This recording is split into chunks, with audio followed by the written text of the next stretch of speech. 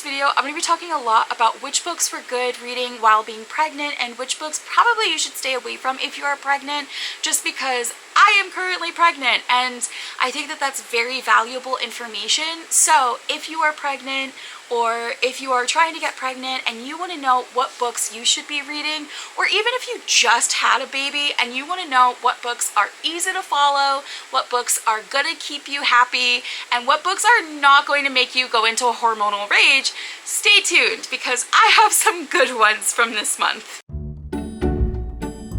I read 6 books in the month of July, which is pretty fantastic because I really didn't think I was going to read that much. I read 3 sci-fi fantasy books, 1 contemporary book, and 2 thriller books. Of the 6 books, I read 2,152 pages, with 3 3-stars and 3 being 4 stars for an average rating of 3.5 stars, which, like, isn't the best, but isn't the worst. I'm pretty excited about this month though. Like, I feel like a lot of these books were really, really good, so I'm excited. Like 50% being 4 stars, that's a pretty good feeling. The first book that I read in the month of July was Listen for the Lie, and this book is such a great, fantastic thriller, quick-paced, easy to follow read.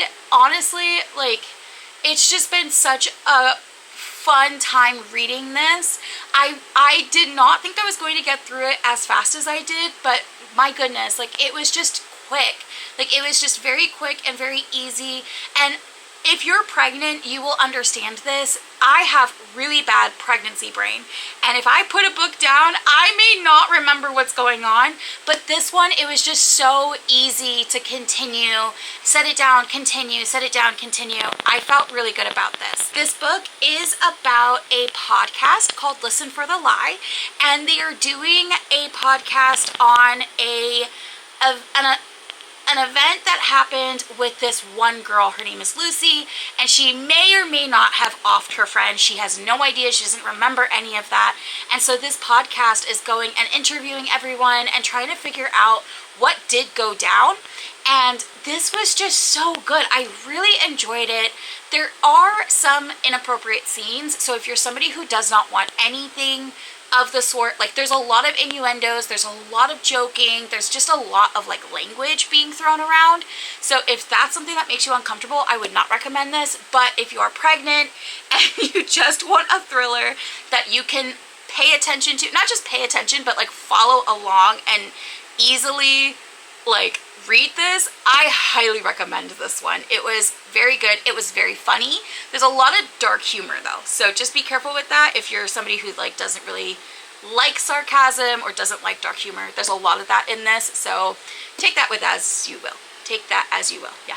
Oh, and I don't know if I said this, but I gave this 4 stars. The next book that I read is a contemporary book. It was magical realism, contemporary, whatever you want to call it. And it's a novel love story. This is by Ashley Poston, and I really enjoyed this. I gave it 4 stars. Looking back on it though, I do not think I would ever reread this. Just, I think I'd have to be in a very specific mood, and it would need to be very specific weather. I do think that I would just need something to be very specific for reading this book, but I really did enjoy it. I thought it was very cute and cozy. It is about this girl who basically is just having a breakdown.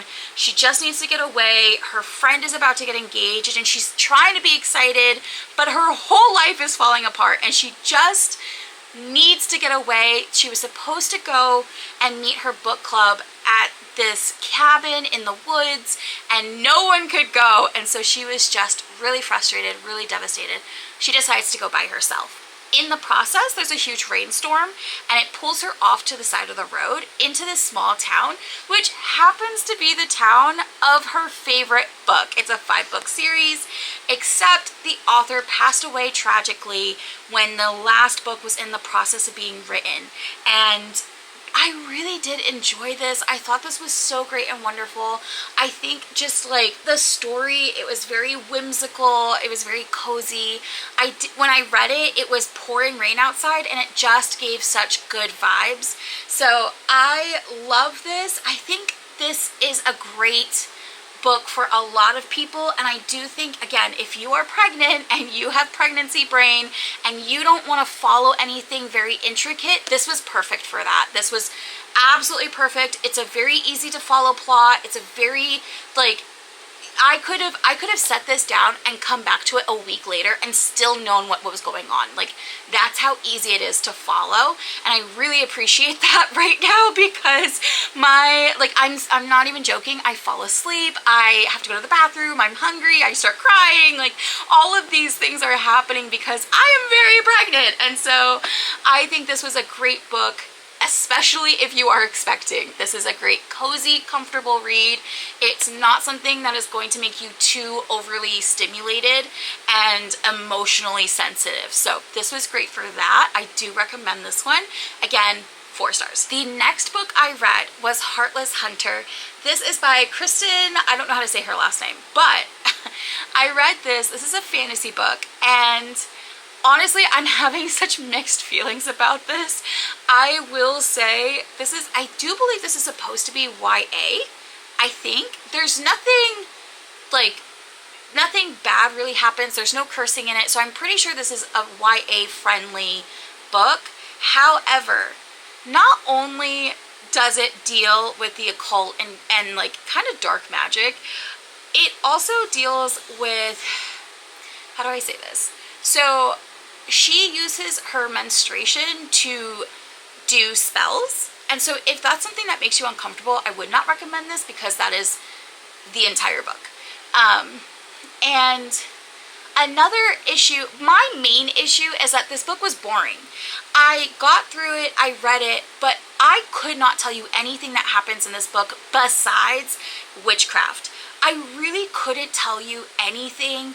I really don't remember a lot of it because it was just dragged out and boring. I do remember that this entire book is 7 days, and which honestly, in my opinion, that's a lot of pages. 404 pages for 7 days.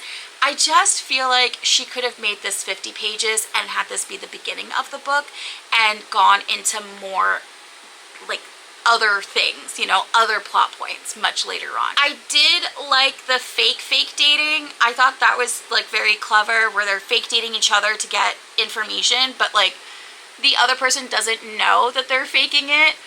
I thought that was good and clever, but also just, I don't know, like, I'm having very mixed feelings about this. I don't know where it stands. I don't know where to put it, but it was read. Was it good? I guess. I don't remember.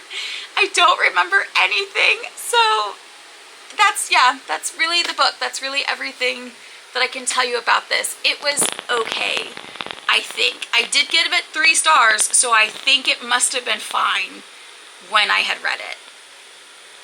But yeah, take all that into consideration. I read Ruthless Vows after that, and this book I gave 3 stars. I thought this was a very good book. However, I feel as though there was a huge missed opportunity for the plot in this book, because I think that first of all, if you don't want to hear any spoilers, fast forward. I will put a little timestamp and you'll know when you can come back, but I'm about to say something that I feel, and it might be a spoiler. I'm not sure, but it might be a spoiler. So if you don't want any risk whatsoever, just skip ahead, okay? I feel like there was a missed plot point, because in the first book, they were using the typewriters to write letters back and forth to each other, and it was a very romantic type of thing. And I think they could have done the same thing in this book, using Iris and Rowan to write letters back and forth. I think it would have been nice if the god Dacre, I can't remember, I think that's his name, if he used Rowan to write letters to his wife, and then she had Iris write letters to her husband. I think that would have been a really good plot point, because that would have been, and it would have been nice because it would have been the opposite of what happened with Iris and Rowan, whereas like their letters brought them closer together. These letters could have brought them further apart, and then they would have, you know, the ending would have been the ending. But I just feel like it focused so heavily on the war aspect, and that's not what we got in book 1. So I do feel like there was a missed opportunity with the plot. I think the characters were great. I really enjoyed Iris and her spunkiness, and I really liked Rowan. I think the characters were great. I think generally the book was good. I just felt like it was missing something. So overall, I do like this book. I did like it as the sequel and the ending of this duology. I just wish there was just a little bit more to it and a little bit less to it at the same time.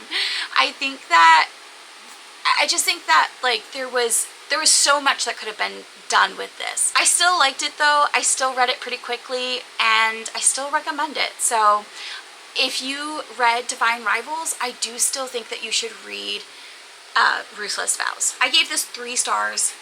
It was good. It was good. I just wish it was a little bit better. My back is starting to hurt. Oh my goodness. I read Starter Villain by John Scalzi. This is my first John Scalzi book. This is classified as sci-fi. My goodness, I could not stop laughing. I actually took this from my husband. He's in the process of reading this as well. I took it from him so that I could do this video, but this book was so good. It was so clever. I really, really liked it.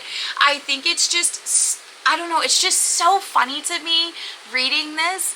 It's about this guy whose grandfather, or no, I'm sorry, his uncle passed away and leaves him his villain business and he has to run it.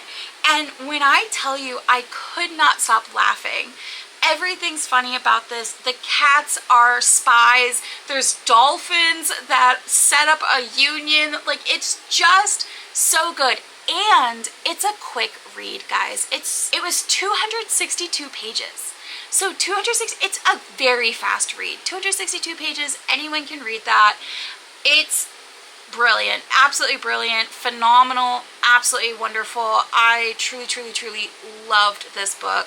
I think that literally everyone should read this book. It was so good. And I think also if you're pregnant, you will enjoy this book because it's not emotionally sensitive. It will keep you in a joyous mood.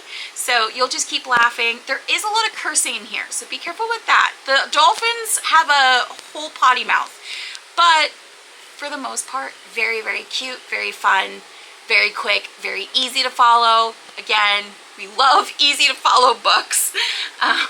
So yeah, definitely recommend this. And I gave this one 4 stars. It was brilliant.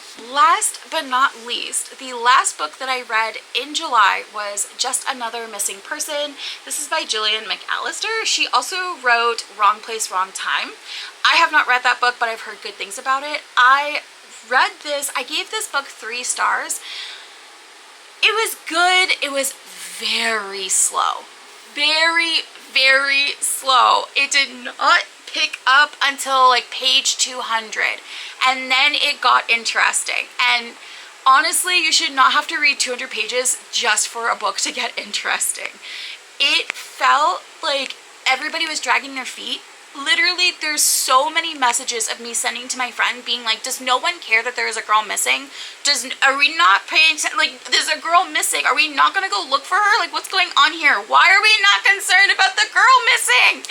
I was getting so angry and frustrated, but then at page 200, it really picks up and it's really, really good. So I did enjoy that. I really liked it.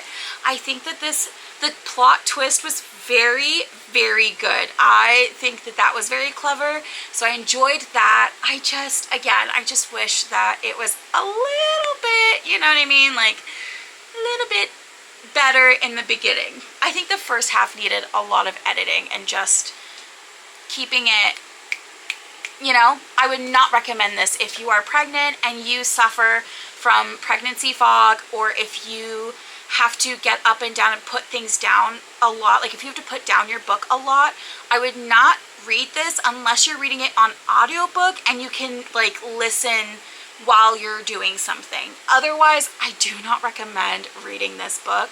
It's too slow, it's too complicated, and it's just I felt angry a lot reading this because I've got extra hormones, and so I was just very frustrated with everybody in this book. I hated the main character a lot in the beginning.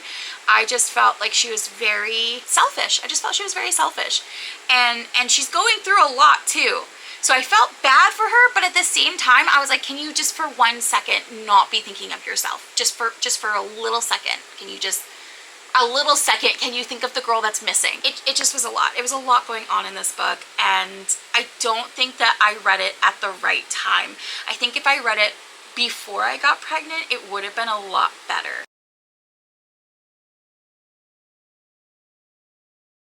And those are all the books that I read in July. I hope that you guys had some really good reads. I would love to hear about them down below. Don't forget to like, comment, subscribe, and I will see you guys in the next one. Thanks, bye!